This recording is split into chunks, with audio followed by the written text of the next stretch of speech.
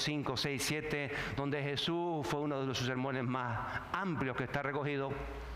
Habla de tantas cosas y entre esas cosas dice cuando oréis y comienza a decir asilo de esta manera y comienza a hablar del Padre Nuestro. Y en otra ocasión también los discípulos, la segunda vez que habla del Padre Nuestro, cuando los discípulos le preguntan a Jesús, y se encuentra en capítulo 11 de Lucas, verso 1. O sea que fue en dos ocasiones donde Jesús enseña al Padre Nuestro. La primera fue al principio de su ministerio y luego ya finalizando su ministerio. Dice Lucas 11:1. Aconteció que estaba Jesús orando en un lugar y cuando terminó, uno de sus discípulos le dijo: Señor, enséñanos a orar, como también Juan enseñó a sus discípulos. Sé que uno de los que le hace esta pregunta tuvo que ser Andrés o alguno de los otros que fue al principio discípulo de Juan el Bautista.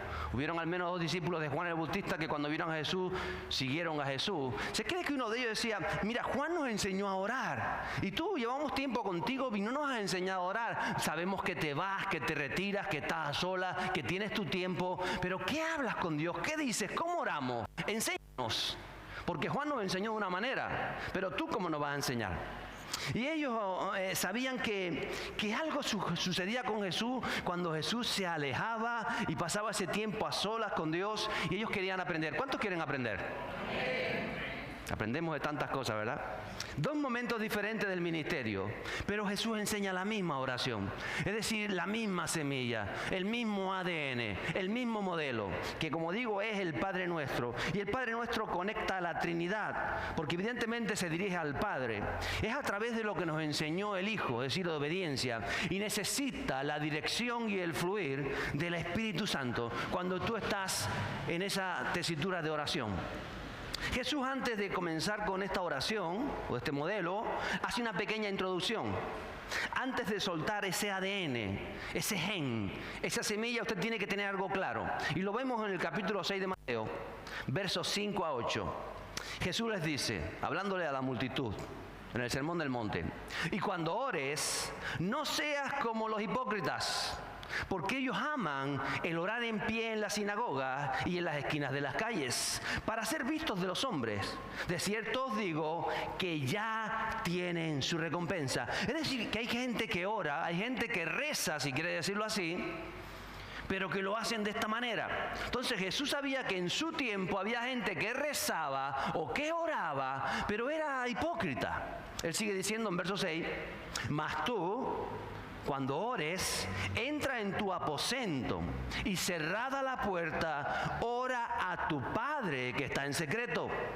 Y tu Padre que ve en lo secreto te recompensará en público. Y orando, sigue diciendo Jesús, no uséis vanas repeticiones como los gentiles, que piensan que por su palabrería serán oídos. No os hagáis pues semejantes a ellos, porque vuestro Padre sabe de qué cosa tenéis necesidad antes que vosotros le pidáis. Mire, los judíos en este tiempo tenían la costumbre de orar al menos 2 veces al día. Las mismas que usted. Santo. Esa era la costumbre. 2 veces al día. Y las sinagogas, que eran donde ellos se reunían cuando estaban lejanos al templo de Jerusalén, eran conocidas como las casas de oración. Es decir, que la gente iba allí, ahí entraban los judíos o las mujeres judías, cada una en su parte de las sinagogas, porque estaban por independiente, y allí se reunían y oraban.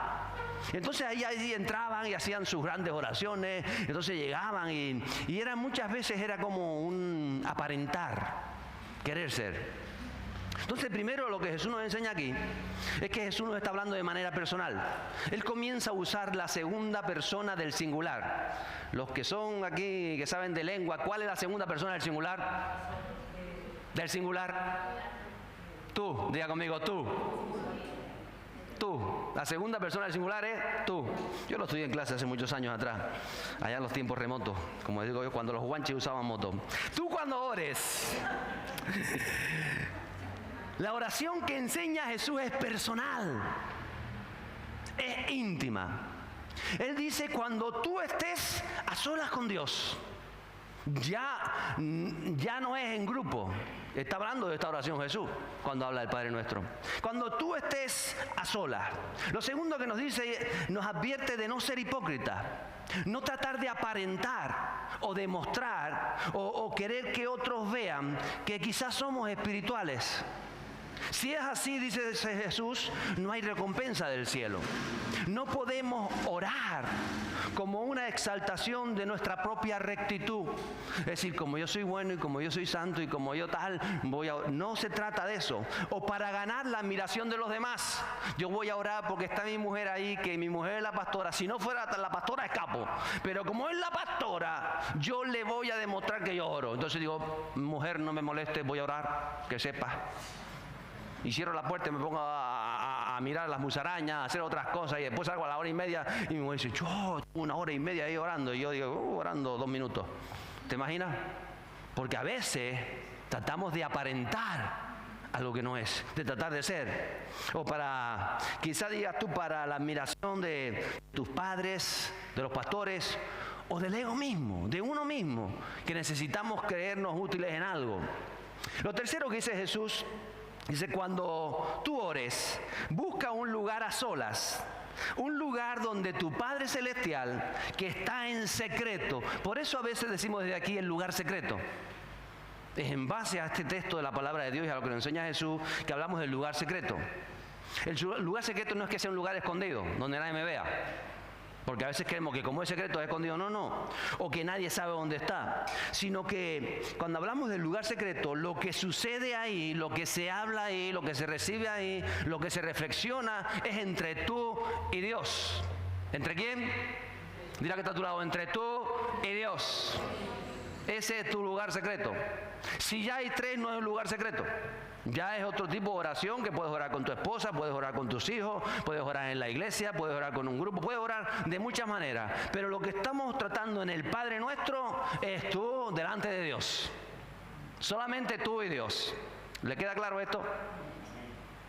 Entonces, es ahí donde usted está, donde usted decide estar. Lo que ahí sucede, lo que ahí usted recibe, reflexiona, habla o escucha, tiene que ver con tu Papá Celestial. Ese es el lugar donde todo el Antiguo Testamento está enfatizando al Santo Santorum, que en castellano es el lugar santísimo.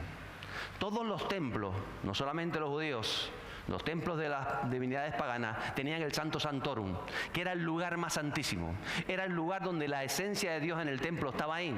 En el caso del templo de Jerusalén, ahí donde estaba el arca del pacto, que representaba o simbolizaba la presencia de Dios, donde estaban los querubines en oro postrados sobre aquella presencia, y donde dice que parte del maná y de las leyes de Moisés estaban dentro, aquella arca, esa era la presencia de Dios. Ese era el lugar santísimo, donde solamente el sacerdote, el sumo sacerdote, no otro, podía entrar una vez al año. Y como decían que entraba atado por si tenía pecado y moría, podían arrastrarlo para sacarlo, para no permanecer el cadáver en ese lugar. Era tan estricta la cosa que era mostrando lo sagrado que era Dios, lo reverente que tenía que ser uno delante de Dios. Ahí está el lugar santísimo. Por eso cuando a Jesús le pregunta a la samaritana, y entonces ¿dónde adoraremos? ¿Aquí en nuestro templo que tenemos en Samaria o en el templo de Jerusalén, que ahí está el lugar santísimo? ¿En cuál tenemos que adorar? Jesús dijo, ni en el de Samaria ni en el de Jerusalén, porque Dios no busca templos humanos. Dios busca un lugar donde Él pueda derramarse el amor de Dios y adorar al Padre en espíritu y en verdad. Entonces cada vez que usted entra al lugar secreto, usted está entrando al lugar santísimo. Y esto a veces no lo entendemos. Por eso ese lugar santísimo es tan importante. Todo el Antiguo Testamento está enfocando en la presencia de Dios, en el arca, en Jesús de Nazaret.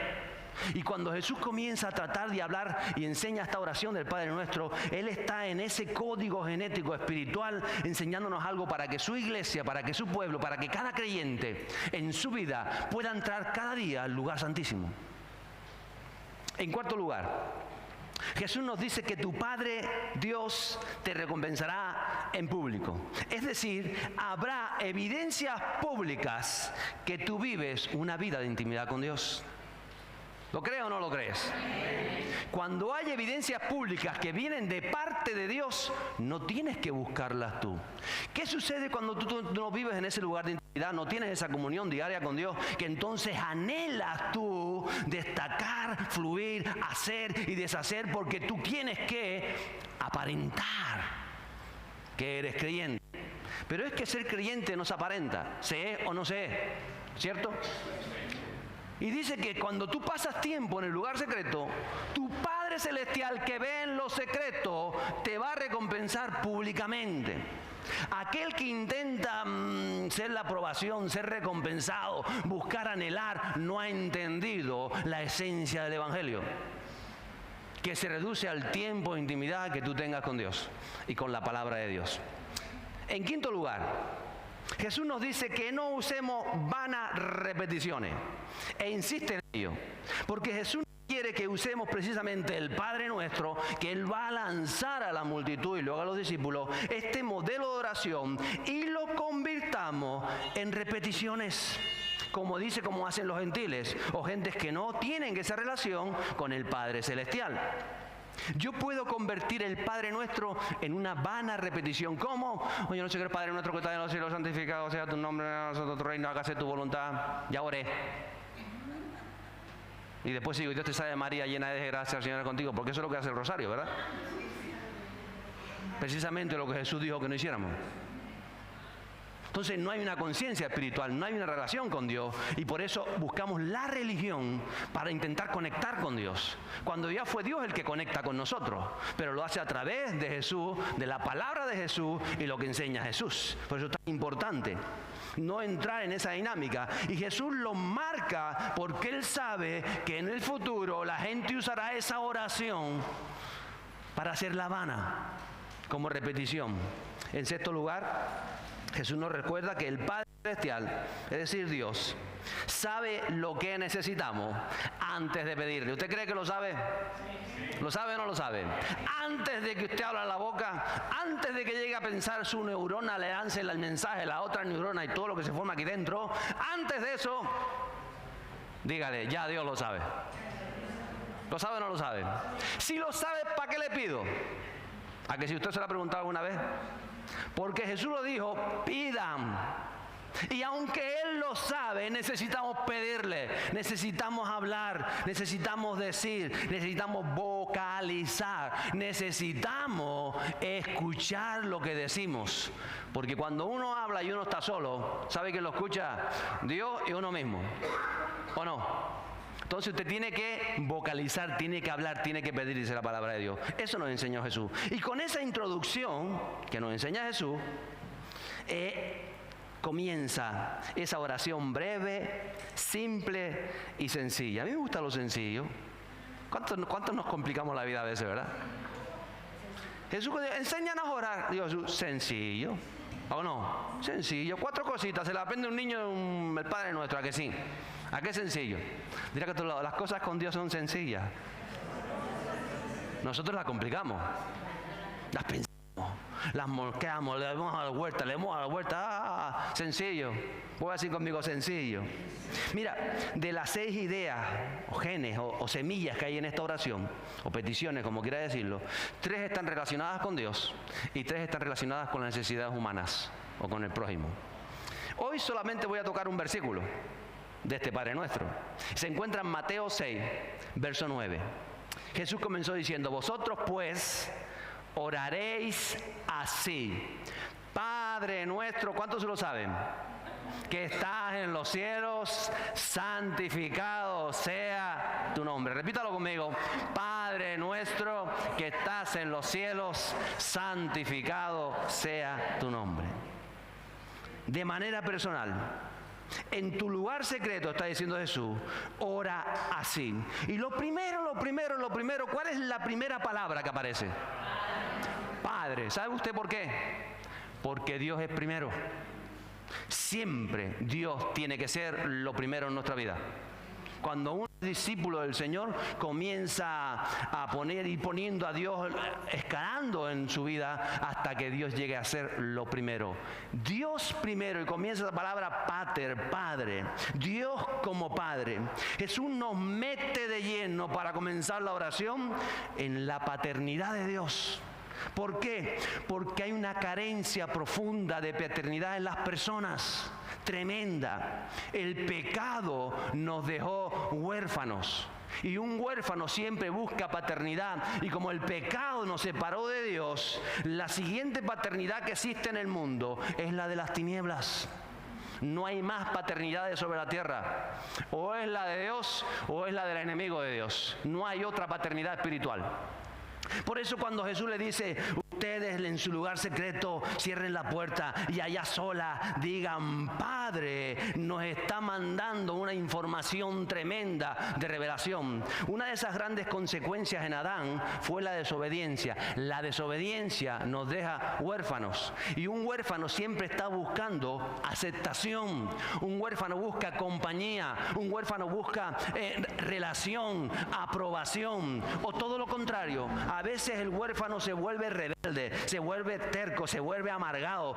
¿Por qué? Porque es huérfano y dice, yo me he buscado la vida solo, a mí me dejaron solo, yo siempre solo, así que yo no necesito que me ayude. Yo sí me quiero ayudar, pero yo lo puedo hacer solo. Hay gente que es así, ¿por qué? Porque tiene esa influencia de la orfandad en su vida. Huérfanos, el pecado. Los huérfanos siempre van a buscar llenar ese vacío con algo o con alguien. A veces necesitas a alguien en tu vida, porque si no tienes a alguien en tu vida, te vas a sentir incompleto. ¿Por qué? Porque estás alimentando tu orfandad, estás intentando llenar ese hueco de tu orfandad y necesitas a alguien. Y cuando encuentras a alguien, ya tienes que estar atado a ese alguien. Y si ese alguien ya te mira mal o te dice eso, ya... huérfano. A veces llenas ese vacío con el trabajo. Hay gente que trabaja. Y el domingo trabaja también. ¿O no? Porque están llenando ese vacío existencial que es la paternidad que viene de los cielos. O al contrario, la gente se vuelve ociosa y vaga en la vida y pierde la vida. ¿Por qué? Porque es huérfana. Los huérfanos pierden la vida porque no le dan el valor a la vida que tiene en Cristo. A veces el materialismo, esa orfandad intentas llenarlas con cosas, compra, necesitas esto, lo otro. ¿Por qué? Porque estás intentando llenar un vacío que nunca será lleno. Y siempre vas a ir mes tras mes y cada vez que cobras te gastas el sueldo y compras más y compras más y compras. A veces compras tonterías, a veces es por intentar llenar vacíos existenciales que están en nosotros. El afán, la religiosidad, y por eso vas y como decía Jesús y comienzas a decir, Padre nuestro que estás en los cielos, estoy orando, y empiezas a repetir y empiezas a hacer cosas de manera religiosa, porque no hay una relación de paternidad. Decir cosas. Y muchas veces, por supuesto, la orfandad tiene que ver con la rebeldía, porque pasamos de un extremo al otro. Y es esa rebeldía innata que está en nosotros por esa falta de un padre que nos supo corregir y que nos supo enseñar y que nos tuvo que mostrar. Y entonces nos volvemos muchas veces rebeldes. Y también la orfandad depender de las emociones. Porque hay un vacío espiritual y lo emocional, lo almático, intenta llenar ese vacío espiritual. El miedo al futuro, al fracaso, a la soledad, a perder algo, son todo pinceladas y muestras de la orfandad que están las personas. Por eso cuando a veces estoy ahí en prisión o estoy fuera y estoy tratando con personas y mientras me están hablando tú percibes esa orfandad que está en ellos. La percibes y cómo puedes hacer, le dice Espíritu Santo, cómo poder hacer para que estas personas puedan saber la paternidad de los cielos. Y cuando uno está en ese lugar secreto y tú sabes que Dios te escucha, que Él ha preparado ese lugar, porque no lo preparaste tú, que le costó la vida a Jesús, que el Santo Santorum se hiciera universal. Por eso cuando Él murió se rasga el velo del templo de arriba abajo. Era un velo gruesísimo. Se dice que unos 15 centímetros, 20 centímetros. Que llevaba ahí siglos. Ahí fue cortado de arriba a otro. Eso no se podía cortar con nada. Precisamente fue algo de manera sobrenatural que rasgó el velo del templo a uno al otro, como diciendo, el lugar santísimo se ha abierto a través de la expiación de Jesús por nuestros pecados. Y ahora el lugar santísimo lo decides tú, donde quieras hacerlo, gracias al sacrificio de Cristo. Eso le costó la vida a Jesús. Para que tú puedas hablar con Dios y decirle Padre. Ese es el valor que tiene la oración. Y que Él te escucha. Y no te escucha como un Dios lejano, como el Dios creador santo que está a lo lejos, sino que por Jesús y por el sacrificio de Jesús y la entrega voluntaria, sufrida, obediente de Jesús, tú le puedes decir Padre. ¿Y sabe cómo es en arameo? Diga conmigo, Abba. ¿Qué es? Padre, papá. Entonces cuando tu conciencia recibe por fe esta revelación y tú vas a tu lugar secreto y tú le dices papá, Padre, Abba, papaíto, Padre, y estás mirando, estás pensando en Dios, ya solamente esa palabra te ha de llenar por completo. ¿O no? Porque Dios, el insondable, el inmutable, el magnífico, el incontenible, el eterno, sabemos quién es Dios. Pero tú vas a ese lugar y le dices, papá, Padre, tu conciencia entiende que no eres huérfano, que tienes un papá que te ama, que entregó a Jesús, a su Hijo, por ti, y que quiere llenarte con su esencia, que es el Espíritu Santo. ¿Qué más que eso necesitamos? Ya Jesús mencionó, cuando oren digan Padre, ya podía haber acabado la oración, ¿o no? Porque para ellos era algo revolucionario. Jamás se habían dirigido a Dios como papá o como padre. Y si esa verdad a ti no te llena y te sigues sintiendo solo, es que no has experimentado la paternidad del cielo. Es que no te ha bajado la conciencia espiritual. Si el Padre no te llena, sinceramente, si el Padre no te llena, nada te va a llenar en esta vida. Y seguirás sintiéndote huérfano, aunque tienes un Padre. Serías como el hermano mayor de la parábola del hijo pródigo, ¿recuerdas? El hijo menor fue el que se va y malgasta su herencia. Pero el hermano mayor se había quedado allí siempre. Y es cuando se enfada, cuando viene el menor, porque el padre nunca había ni siquiera matado un cabrito para él. Había vivido siempre con el padre, siempre había tenido padre, pero nunca había experimentado la paternidad. Entonces hay creyentes que ya tienen papá, pero que viven en orfandad, que no entienden que tienen entrada directa con el Padre Celestial. Y son huérfanos simplemente porque su conciencia no se abre, porque no pueden asumir que son hijos de Dios, porque por esto, por lo otro, porque se cree que se tiene que ganar el derecho de ser hijo, y el derecho lo ganó Jesús. Por eso el hermano mayor no hacía más que trabajar en la casa, y hacía todo, y servía la huerta, y hacía el ganado, y decía, nunca me diste un corderito, y dijo el padre, pero si todo es tuyo, ¿o no? Y encima se enfadó, porque tampoco tenía ese concepto de familia, que el hermano menor había llegado, y en vez de estar contento, no, envidioso, se lo gastó todo. Él sí defrachó la herencia, él disfrutó del mundo, y yo aquí toda la vida trabajando, y ni un beso. ¿Entiende lo que le digo? No podemos disfrutar de la paternidad, porque nuestro corazón no ha sido tratado muchas veces. Dios quiere tratar tu corazón. Díselo que está a tu lado. Dios quiere tratar tu corazón. Mire, la paternidad de Dios no tiene nada que ver, pero nada, con la paternidad humana. Prácticamente nada. Un padre del siglo I, que en el contexto donde se escribe, donde Jesús está hablando, no se parece nada a un padre del siglo XXI. El único que se parece es que se acostó con una mujer y tuvo una criatura. En eso somos iguales. En todo lo demás es completamente la paternidad del siglo I a la del siglo XXI.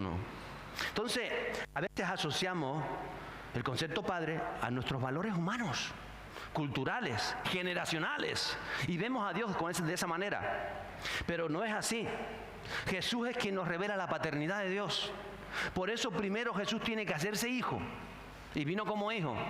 Y él habla siempre del Hijo, del unigénito, del Hijo del hombre. El Hijo de Dios siempre habla como hijo para mostrarnos sin complejos, sin tabúes, la corrupción que se ha metido en el concepto humano de paternidad.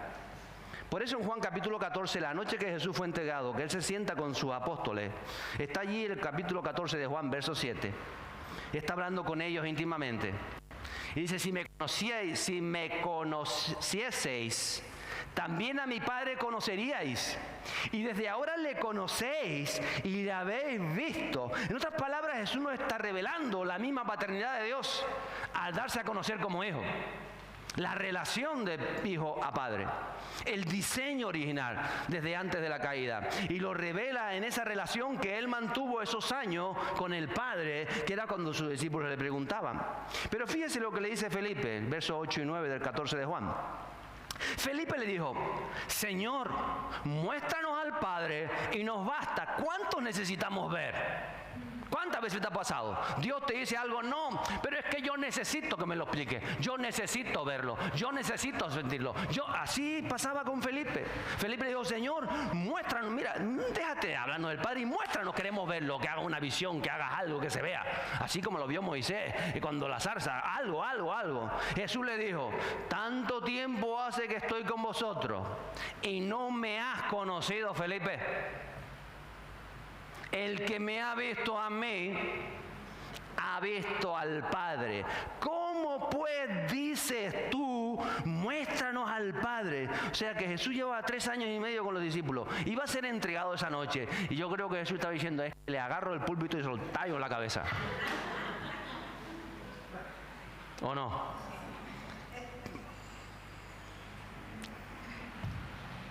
¿Cómo tú me dices, muéstranos al Padre?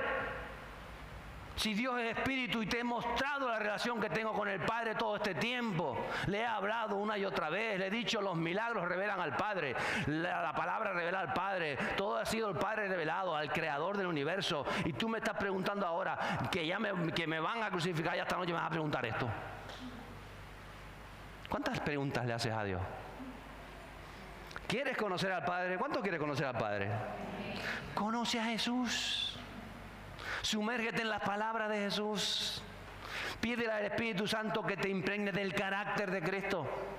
Aprende a pedirle a Dios Padre. Cuando tú de verdad te metes a buscar, a anhelar, a intimar con Jesús, se te revela el Padre. Te haces consciente de la necesidad de estar a solas con Dios, tu Papá Celestial, todos los días. Todos los días. Pero en una relación vivida, no religiosa. No decir, Padre nuestro que estás en los cielos, santificado, ya oré, porque no sé qué decirle. No, es una vivencia con Dios. Es una paternidad que se impregna, que vas delante de tu Dios. Cuando tú dices Padre nuestro, solo esas 2 palabras te sumergen revelación espiritual que te ha de llenar por completo. Y es cuando Jesús dice, y ríos de agua viva estarán en tu interior, porque es la influencia del Espíritu Santo cuando tú entiendes y vives esa paternidad.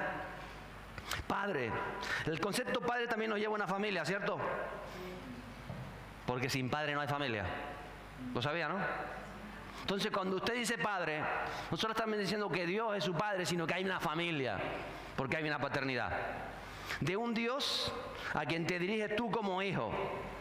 Vuelvo y digo, si eso no te llena por completo, no llena tus expectativas, si tú necesitas algo más, ser valorado por alguien más, el ser aceptado, el pertenecer a no se sabe qué más, el que no entiendas que tú ya formas parte de una familia, y es una familia eterna, es una familia celestial, es una familia que costó la sangre de Jesús, es una familia donde todos somos hijos de Dios. Si eso a ti no te llena, si tú necesitas algo más de la familia, dile, Padre, revélate en mi vida, porque quizás te falta entender y recibir la paternidad de Dios. Cuando la paternidad de Dios ha tocado tu vida, estás completo, y lo demás son matices que van sucediendo en el camino. Tienes que despertar esa conciencia. Padre, perteneces a la familia de los cielos, es decir, personas eternas que están inscritos juntamente contigo en el libro de la vida como hijo de Dios. Diga conmigo, soy hijo de Dios. ¿Tú puedes entender ese concepto de hijo de Dios? Ay, una relación cercana. Compartes el ADN del Creador. El Creador es Espíritu, por eso compartimos el ADN del Espíritu Santo de Dios, por el sacrificio de Jesús y porque su palabra se hace real en nosotros. Entonces, cuando tú vas entendiendo todo este concepto, Tú no vas y le dices, Padre mío, porque es lo lógico que lo diga, ¿verdad? Si tú estás a solas con Dios y no hay más nadie allí, ¿para qué le vas a decir Padre nuestro? ¿Qué dirías tú? Por lógica, Padre mío, estamos tú y yo a solas. Pero Jesús no dijo eso. Jesús dijo, cuando estén a solas con Dios, díganle Padre nuestro. Porque el nuestro nos abre la visión. No te diriges a Él egoístamente pensando solo en ti. Al contrario, ¿de quién es Padre? De cada uno de sus hijos. De todos aquellos que somos familia de Dios. Y entonces te introduce en la realidad como familia de Dios. Tú no vas solo delante de Dios, aunque tú estás solo. Tú representas a la familia de Dios en ese momento. Somos parte de algo más grande. Acuérdese, Padre, Dios primero, y la segunda palabra, ¿quiénes son nuestros? ¿Quiénes son nuestros? Mira que está a su alrededor. Sonríale. Yo no sé si te cae muy bien o no te cae tan bien, pero qué familia de familia, porque tenemos el mismo Padre Celestial. Entonces somos parte de algo más grande que uno mismo. Todas estas ideas no están en nuestra sociedad actual. ¿Por qué? Porque nuestra sociedad es egocéntrica. Nuestra sociedad se basa en el individualismo, en la persona, en el yo, en el ego. Y eso lo ha impregnado todo. Primero yo, primero lo que siento yo, aún en los matrimonios es que yo me siento, es que tú tal, es que yo quiero, es que yo deseo, es que yo, ya no es el prójimo. Nuestra base siempre es el yo, eso es lo que nos enseña la sociedad, el yo opino, yo pienso y no en los demás. Pero Jesús no nos habla de Padre mío, sino como digo, del Padre nuestro, porque Él pone la importancia en la familia de los cielos. En el siglo I, que es en el contexto donde se escribió esto, la familia estaba muy por encima del yo. Es decir, la familia era más importante que el individuo. Y también en la sociedad romana de ese tiempo. Cuando tú hacías algo mal, no era tanto que te castigaran o que pensaran de ti, sino cómo dejabas el nombre de tu familia. Hasta hace unos años era así, no a la escala del siglo I, pero cuando a ti te cogían robando, decías, ay, me cogían robando, ay, cuando se entere mi padre, ay, cuando se entere mi madre, ay, qué desgracia, eso era peor que te metieran en la cárcel, ¿a que sí? El ser una vergüenza para tus padres. Eso pasaba en el siglo I. No había ninguna grandeza en que tú individualmente consiguieras algo grande si tu familia no era engrandecida con ese logro. Por eso cuando había muchos hijos y uno alcanzaba la carrera o podía estudiar uno de ellos, decían mi hijo y tal, era el orgullo de toda la familia. No decía, ay, es que a aquel le pusieron porque él pudo estudiar, porque a mí no me pagaron los estudios. Pues no, representaba a toda la familia. Era el orgullo, aquellos lo apoyaban, yo dejé tal, yo trabajé para pagar la carrera a mi hermano y el otro. Hoy no es así. ¿A qué no es así? Pero así era. En esos conceptos se está moviendo en lo que está diciendo Jesús. La familia era primero y luego era el yo. Para un judío, como digo, y para un romano del siglo I, era tan sagrada la familia que digo, había algo peor que te encadenaran y era que tu familia renegara de ti. Hay un término latino para eso.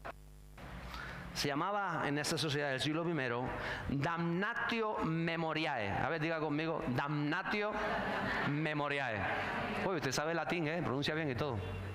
Era condena a la memoria. Y era el mayor castigo que una persona pudiera tener, que su nombre se borrara del registro familiar. Que toda inscripción o objeto que demostrase que tú habías existido a una familia con un apellido se te borraba. Se hacían algunos casos cuando la vida era causa de vergüenza para la familia. Pasó con algún emperador. Después del gobierno de Nerón, el Senado romano mandó borrar todas las monedas que habían impreso, se volvían a fundir, se quitó su rostro de todas las estatuas, de todos los cuadros, con Calígula también pasó. ¿Por qué? Porque recurrían a esto. Fue una vergüenza de gobierno, fue una vergüenza para la familia, era una vergüenza haberlo llamado romano y lo borraban por completo de la genealogía, de la existencia. Eso era peor que cualquier otra cosa. Cuando tú vas delante de Dios y tú dices, Padre nuestro, es algo más de lo que aparentemente parece.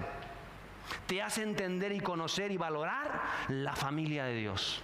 que la familia es más importante que tú y que todos formamos parte de la familia de los cielos, que no hay ningún valor o propósito que yo avance y que la familia quede atrás, que tenemos que avanzar como familia, que tenemos que sacrificarnos como familia.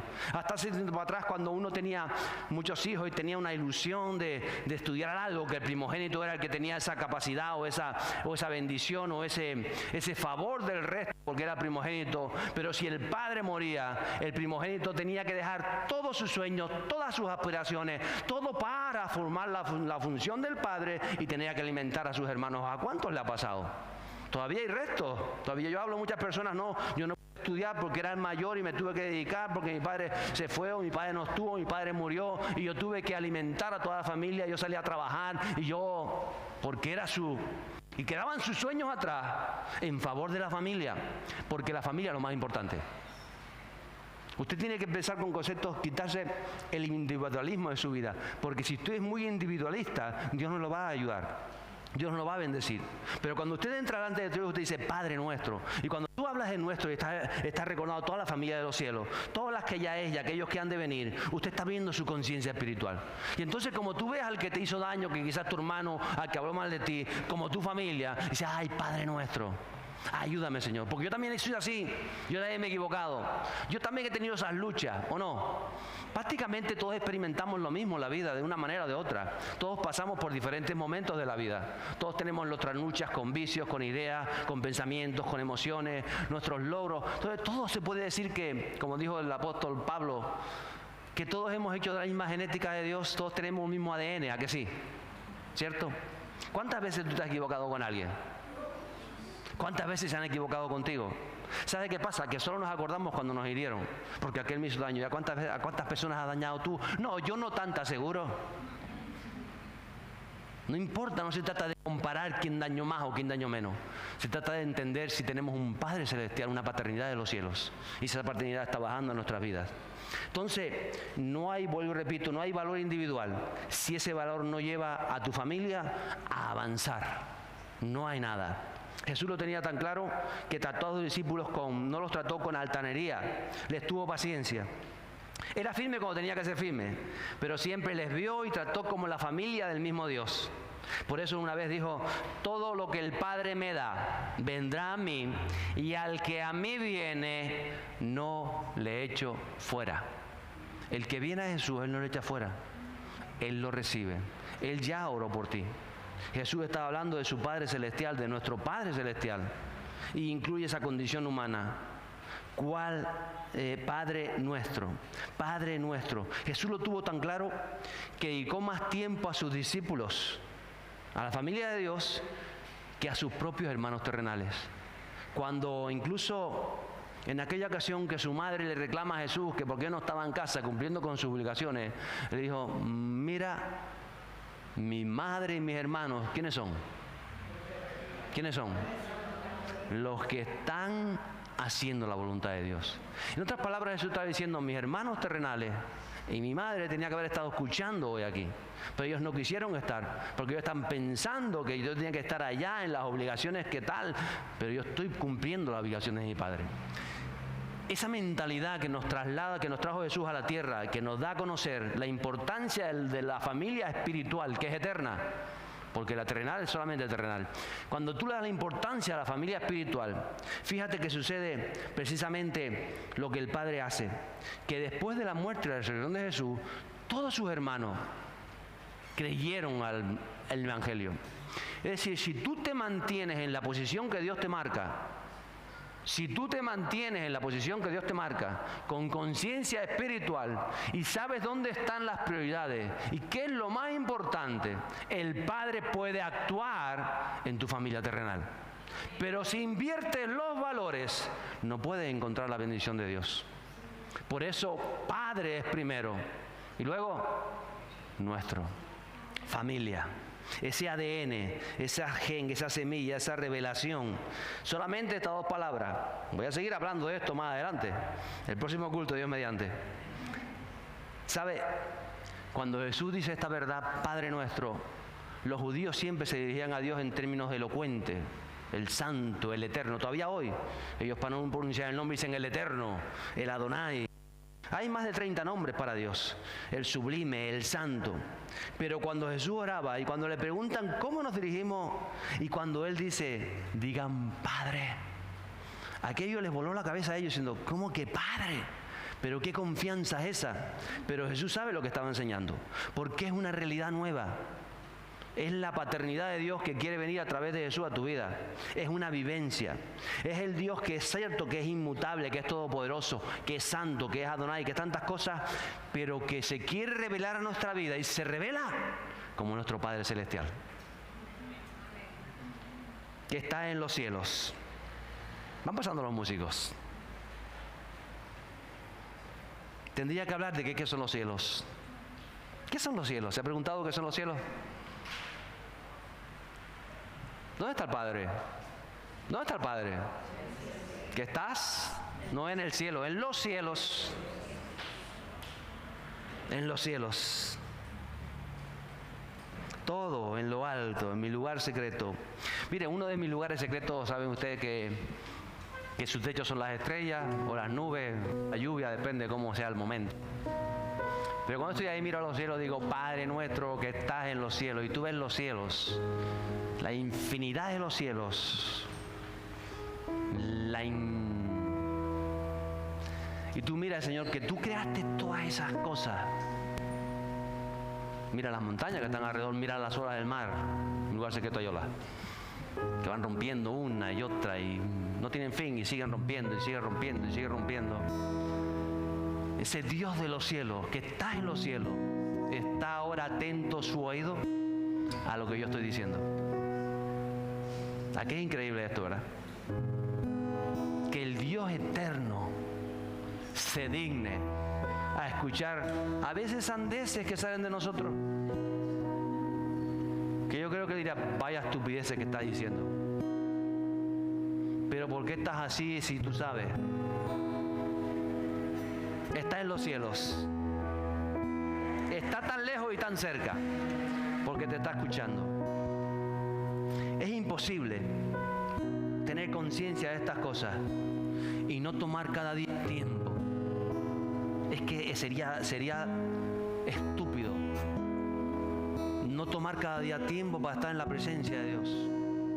Es que o es que estamos mal de la cabeza, o es que no entendemos lo espiritual, o es que damos tanta prioridad a tantas cosas, o vivimos tan en lo mundano, que es imposible que con esta realidad tú no dediques un tiempo diario a entrar a ese lugar secreto, a hacer donde quiera que sea una vivencia y decirle, papá, mire, yo empiezo el Padre Nuestro, porque a veces digo, Padre Nuestro, y ya veo a Alejandro entrar a la playa, pasa la hora, porque después nos bañamos, a eso de las 7 de la mañana, ya está entrando y yo digo, ya son las 7. Pastor se va a bañar porque está por su lado, ¿no? Y ya son las 7. Si eso lo he dicho Padre Nuestro. Porque hay tanto.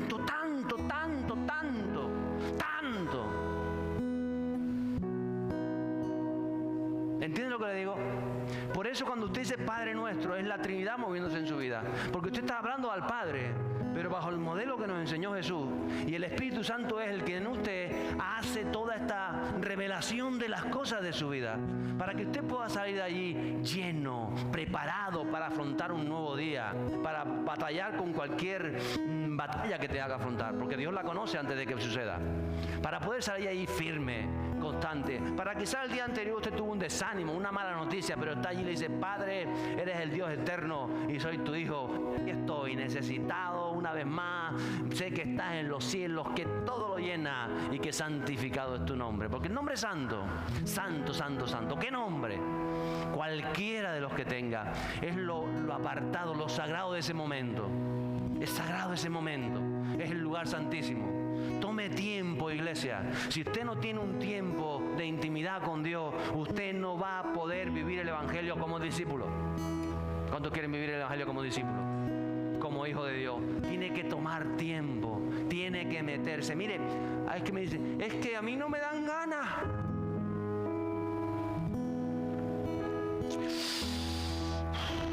Respire conmigo. Yo siempre digo, ¿te dan ganas de salir a trabajar cada día? ¿Te dan ganas de ir a trabajar de verdad?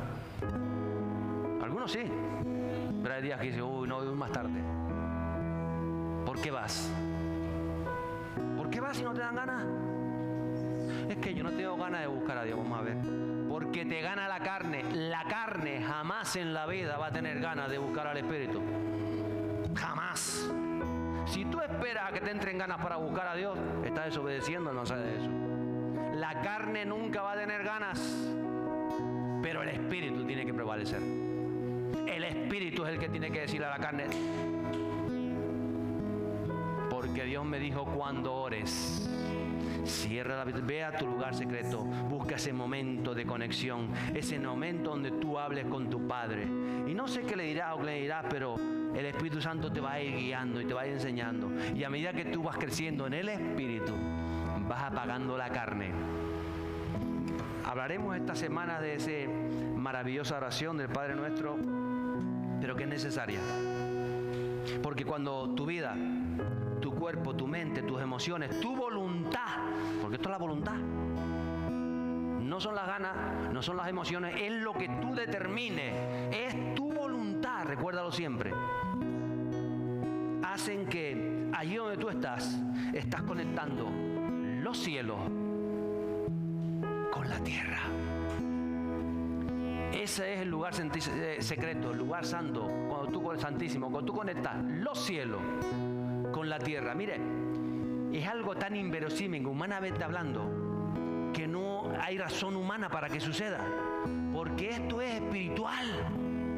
Eso es lo que el enemigo intenta borrar en tu vida, que tú no tengas esos tiempos de intimidad con Dios, porque el enemigo sabe que si tú tienes tiempos de intimidad con Dios, está conectando los cielos a la tierra, los cielos a la tierra, y eso destruye la obra del enemigo.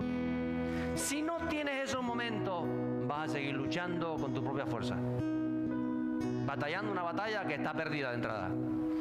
Porque como dice ese versículo, no con ejército ni con fuerza, sino con mi Santo Espíritu. Iglesia, vuelvo a hacer un llamado a que tengas una intimidad personal, tú con Dios. Cuando los discípulos le preguntaron, ¿cómo oraremos? Métete, dedica tiempo, enciérrate, consagra ese tiempo. Es decir, este tiempo es Dios conmigo. Evangelio. Jacob, lo nombró mi esposa antes, iba camino huyendo de su hermano Saúl. No sabía cuál sería su futuro. Iba a una tierra que no conocía. Iba en esa tierra a desposarse. Iba a estar no sabía cuánto tiempo, iba a estar allí. Cuando él va camino de la tierra de Madián, pasa por un lugar que se llama Betel, porque le puso el nombre de Betel. Él está allí, él duerme sobre una roca y él esa noche tiene una visión: ángeles que suben, ángeles que bajan, ángeles que suben, ángeles que bajan. Y él cuando se despierta dice, ¿qué es esto que he visto? Esto es un punto de encuentro. Había una conexión espiritual que había pasado en Jacob mientras él dormía, porque hasta el espíritu está vivo mientras nosotros dormimos. Y él entendió que eso era de Dios, que eso era una puerta, por eso le puso el lugar de él. Dice, esto es un punto de encuentro, donde los ángeles de Dios suben y bajan, donde se está creando un puente, un canal. Eso es tu lugar secreto. Cuando tú oras a Dios a conciencia, tú estás abriendo una puerta espiritual ahí donde estás, sea en tu baño, sea en tu azotea, sea en la plaza, sea en la cocina, donde quiera que sea. Cuando tú tienes esta conciencia, tú estás abriendo una puerta espiritual a la luz de los cielos que va a trabajar en tu interior.